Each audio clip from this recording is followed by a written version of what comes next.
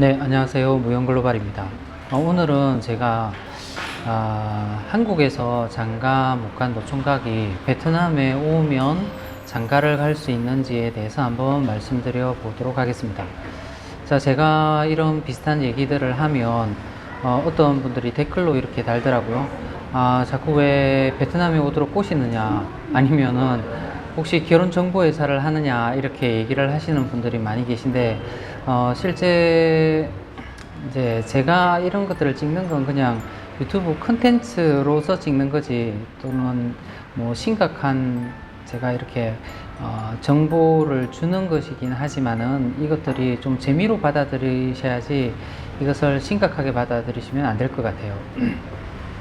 저는 결혼정보회사를 운영하는 것도 아니고 그냥 이제 제가 여기서 이제 생활을 하다 보니까 한국에서는 느끼지 못하는 것들, 또는 이제 베트남에 대해서 이렇게 궁금해 하시는 분들에게 재밌는 정보를 드린다는 차원에서 이렇게 말씀을 드리는 겁니다. 또 여기 사람들이 좀 다르게 우리나라 사람들과 조금 다르게 생각하는 것들, 다른 측면들, 이런 부분들을 조금 보여드리고 싶은 거니까 가볍게 들으시고, 또 이제 아예 모르시는 분들에게는 조금의 도움이 되는 것 같아서 제가 이런 주제들을 정해서 말씀을 드려봅니다.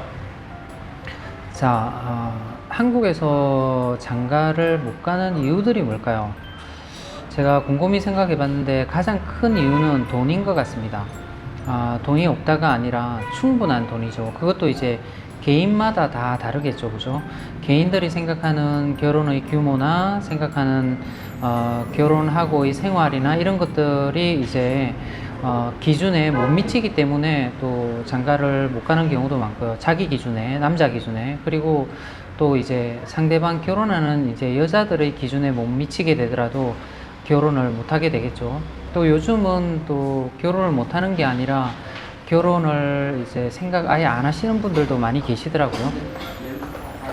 그런데 이제 실제로 제가 이제 드리고 싶은 얘기는, 한국에서 이제 결혼을 하고 싶은데 여건이 안 되어서 결혼을 못 하시는 분들, 그런 분들이 이제 베트남에 오면은 결혼을 할 수 있을까를 한번 생각해 보죠. 실제로 베트남에서는 돈이 없어도 결혼을 할 수 있는가? 이 베트남 친구들 사이에서는 돈이 없어도 결혼을 충분히 합니다. 보통 어릴 때 결혼하는 친구들이 보게 되면 이렇게 결혼을 해야지라고 하는 친구들보다는 어떻게 연애를 하다 보면 아기가 생겨서 결혼하는 친구들이 많거든요. 그런데 그런 친구들이 결혼할 준비, 쉽게 말하면 결혼을 할 돈이 준비되어 있느냐 보게 되면 그렇지도 않습니다. 그러면 부모들은 그거를 지원할 준비가 되어 있느냐? 사실 또 그렇지도 않은 친구들도 많아요. 그래서 자기들의 형편에 맞게 하더라고요. 돈이 조금 있으면은요, 이제 시내 호텔이나 아니면 결혼식장을 빌려서 결혼을 하고 또 집에서 전통 혼례를 올리고 이렇게 하더라고요. 근데 돈이 너무 없다 그러면은 아예 이제 집에서만 전통 혼례 한 번을 올리는 것으로 끝내는 경우도 많이 있더라고요. 그러면 그렇게 하는데도 어떤 이벤트에서나 결혼을 하기 위한 어떤 돈이 들어가지 않습니까? 그죠? 그런 돈도 모아둔 친구들이 많이 없지만, 결혼식을 하게 되면은 축의금이, 이 나라도 축의금 문화가 있더라고요. 그래서 축의금이 들어오게 되면 그 축의금만으로도 그걸 충분히 감당할 수 있는 그게 되더라고요. 그 정도 규모로 이제 결혼을 하는 경우가 많습니다. 이 친구들도 부자인 경우에는 이제 정식으로 이제 연애를 하고, 또 결혼식장도 다낭만 하더라도 어마무시하게 큰 결혼식장이, 호화로운 결혼식장이 있더라고요. 돈이 있는 친구들은 그렇게 하고요. 보통은 일반 친구들은 돈이 조금 있으면 호텔이나 결혼식장에서 결혼을 한번 하고 집에 가서 전통 혼례를 한번 올리고 이렇게 하는 경우입니다.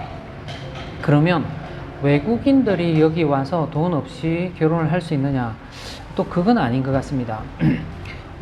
가만히 한번 생각해 보십시오. 외국인이 우리 한국의 노총각이 여기에 왔어요. 그런데 현지인들처럼 돈이 없어요. 이 친구들이 뭐 연애는 할 수 있다고 하더라도 결혼을 하려고 하겠습니까? 말도 잘 안 통하고 나이도 많고 외국인인데 결혼을 아마 안 하려고 할 겁니다. 그래서 여기 오게 되더라도 결혼의 첫 번째 조건은 뭐냐면 어느 정도 돈이 있어야 됩니다. 근데 그 어느 정도 돈이 우리나라에서 생각하는 것처럼 그렇게 큰 돈이 아니어도 된다고 봅니다. 왜냐면 여기서 결혼하는데 또 축의금 이런 것들도 물론 들어오고, 여기 아는 사람이 없어서 안 들어온다고 하더라도 결혼 비용이 호화롭게 하지 않으면 1,000만 원이 넘어가지 않더라고요. 그래서 한 1,000만 원, 2,000만 원 정도는 있어야만 이제 결혼을 할 수 있으니까 그 정도 돈은 있어야겠죠. 그리고 여기에서 사실은 전제 조건이 여기에 와서 좀 체류를 할 수 있어야겠죠. 그죠? 근데 여기에 짧게 뭐 일주일, 2주일 이렇게 와가지고 신부감을 찾고 결혼을 하고, 이거는 결혼정보회사를 통하지 않고서는 사실은 불가능한 일입니다. 네. 그렇게 해서 지금 결혼 많이 하신 분들이 한국에서 행복하지가 않잖아요. 그죠? 그러니까 제가 말씀드리는 거는 그런 기준이 아니라 여기에 오셔서 좀 계실 수 있으신 분들을 기준으로 말씀을 드리는 겁니다. 그러니까 여기 오셔서 좀 체류할 수 있으시면 이렇게 찾아보고 결혼을 여기서 올리고, 뭐 그 이후에는 한국으로 돌아가든 아니면 여기에서 계속 살든 상관이 없습니다. 그런데 여기에 와서 이제 신부를 찾고 그 다음에 결혼식까지 하기에는 상당한 기간이 걸립니다. 그 기간 동안에는 사실은 여기에 있어 줘야겠죠. 그죠? 자, 돈은 필요합니다. 외국인이면. 그 다음 이제 고민하시는 분들이 이런 거잖아요. 자, 나 외모도 좀 뛰어나지도 않고 나이도 많은데 여기 와서 결혼할 수 있는가를 고심을 하실 겁니다. 그런데 어떤 분이 그러시더라고요. 여기 와서 결혼하신 분이 자기도 외모가 잘났지도 않고 좀 못난 축에 속하는데 충분히 할 수 있다고 얘기를 하시더라고요. 네. 솔직히 네, 그건 여기서 큰 문제가 되지 않는 것 같습니다. 그러니까 나이가 조금 많다, 좀 이제 외모가 뛰어나지 않다라고 하더라도 그거는 한국에서만큼은 큰 문제가 되지는 않습니다. 한국에서도 솔직히 외모가 못나서 결혼을 못하는 경우는 별로 없잖아요. 그죠? 사실은 돈이 없어서 결혼 못하는 경우가 더 많죠. 여기도 마찬가지입니다. 그래서 여기의 돈의 기준이 한국의 돈의 기준과 다르기 때문에 외모는 걱정 안 하셔도 됩니다. 그런데 이제 좀 젊게는 보이셔야 됩니다. 나이가 너무 많게 보이시면, 이제 외모 겉으로 보이기에 너무 많게 보이시면은 이제 결혼을 하는데 조금 쉽지 않을 수도 있습니다. 이 친구들하고. 자, 그리고 그러면 여기에 있는 한국 사람들, 여기에 체류하고 있는 사람들은 노총각이 없느냐? 아니요, 많이 있습니다. 네, 주의해 보게 되면 결혼을 오랫동안, 특히 외국에 오래 머문 사람들, 결혼 안 한 사람들 많아요. 그러면 그 사람들은 왜 결혼을 못 하느냐, 이렇게 지켜보면, 제가 주위에서 지켜보면 기준이 높습니다. 기준이 엄청 높더라고요. 그리고 또 이제 너무 잘 알다 보니까 결혼을 못 하는 것 같아요.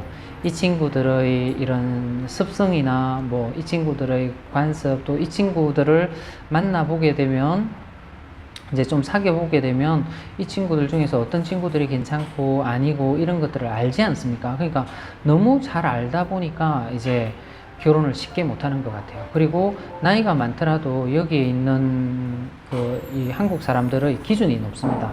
얼굴도 이뻐야 되고 또 좀 착해야 되고 뭐 이런 기준들이, 각자의 기준들이 있는데 그 기준들이 제가 보기에는 상당히 높습니다. 그래서 못 가는 거지, 여기에 있는 그 사람들이 결혼을 하겠다고 마음먹고 이렇게 결혼을 하면은 그 사람들은 결혼을 쉽게 할 수 있습니다. 그래서 제가 결론적으로 말씀을 드리면은, 이제 한국에서 결혼 못한 노총각이 베트남에 와서 결혼을 하려고 한다면 제 생각으로는 충분히 할 수 있을 것 같습니다. 그 조건이 까다롭지가 않다는 거죠. 크게 돈이 많지 않아도 되고요. 또 외모가 크게 뛰어나지 않아도 됩니다. 너무 이제 겉으로 보이기에 너무 나이 많이 들어 보이지만 않는다고 하면은 여기 오셔서 결혼 못 하신 분들 아마 결혼이 가능할 거로 봅니다. 자, 이거는 저의 생각입니다. 제가 생각하기에 그럴 수 있다는 겁니다. 뭐 절대적으로 100% 그럴 수 있다. 너 믿고 왔는데 난 잘 안 되더라. 이렇게 나중에 누가 오셔가지고 말씀을 하시면 할 말은 없습니다. 그런데 제가 보기에 한국에서 결혼을 하고 싶으신 분 많이 계시잖아요. 그죠? 그런데 결혼을 못 하신 분들, 여건이 안 돼서 못 하신 분들, 그런 분들, 사실은 쉽지는 않지만, 여기 와서 오래 체류하는 게 쉽지는 않지만은, 그게 가능하시다면 충분히 결혼하는 거 가능하시고요. 그리고 사람은 이제 개인의 취향도 있고 또 이제 그 사람이 나에게 맞는지 안 맞는지는 사귀어봐야 되지 않습니까? 제가 생각하기에는 적어도 3개월 정도는 이 친구들을 사귀어봐야 됩니다. 그래야만 이 친구가 어떤지를 알 수 있습니다. 언어가 잘 안 통한다고 하더라도 오랜 기간을 좀 만나봐야 이 친구들이 진짜 괜찮은 애인지 아닌지 나에게 맞는지 안 맞는지 알 수 있으니까 충분한, 만약에 진짜 제가 이렇게 가볍게 드리는 말씀이지만 그걸 심각하게 받아들이시는 분들이 있다고 하면은 충분한 시간을 가지고 오셔서 여기서 이제 경험해 보시고 이 나라 친구들의 생각이 어떤지를 충분히 알고 나서, 장단점을 알고 나서 내가 이렇다고 하더라도, 이 친구들이 이렇다고 하더라도 내가 결혼해도 괜찮겠다라는 개인적인 판단이 설 때 그때 결혼을 하시는 게 저는 맞다고 생각을 합니다. 자, 오늘은 제가 재미삼아 재밌게 가벼운 얘기를 드렸는데요. 누구에게는 정말 심각한 얘기일 수 있지만 저는 가볍게 말씀을 드렸습니다. 또 이제 여기에 더 오래 계시고 잘 아시는 분들 계실 텐데 댓글로 좀 이제 정보나 좀 좋은 말씀 있으시면은 달아주시면은 저희 시청자들에게 큰 도움이 될 것 같습니다. 많은 댓글 부탁드리겠습니다. 오늘도 시청해 주셔서 대단히 감사합니다.